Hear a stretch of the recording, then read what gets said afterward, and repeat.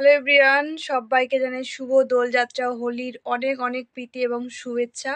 তো সবাই কেমন আছো আর সবার হোলি কেমন কাটছে অবশ্যই সন্ধ্যাবেলা বা কালকেও জানিও।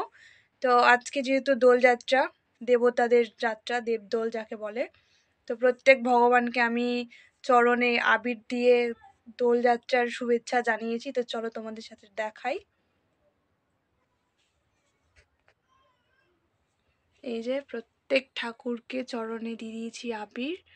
বড়দের তো চরণে আবির দিতে হয়, আর ইনারা তো হচ্ছেন সব থেকে বড় আমাদের বিধাতা হর্তা কর্তা সবই। তো প্রত্যেক ঠাকুরের চরণে আবির দিয়ে আশীর্বাদ নিয়ে নিয়েছি, তোমরাও নিয়ে নিও। আর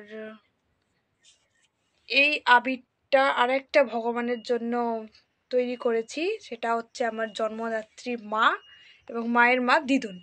তো এখানে আর জানো তো বন্ধুরা, এই ফটোটাতে একসাথে কেন বাঁধিয়েছি মামিকে, কারণ আমার মা আর আমার দিদুন কিছু দিনের আগা পিছাই মারা গিয়েছিল, মানে কিছু বছরের, কয়েকটা বছরের ডিস্টেন্সে।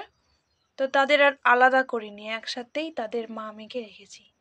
তো চলো তাদের চরণে আবির দিয়ে শুভেচ্ছা জানাই। Happy Doljatra, happy Holi. তোমরা যেখানেই থাকো ভালো থাকো, এই রঙের মতো যেন তোমাদের জীবনটা এই জন্মে আরো সুন্দর হয়ে ওঠে। যেখানেই থাকো ভালো থাকো।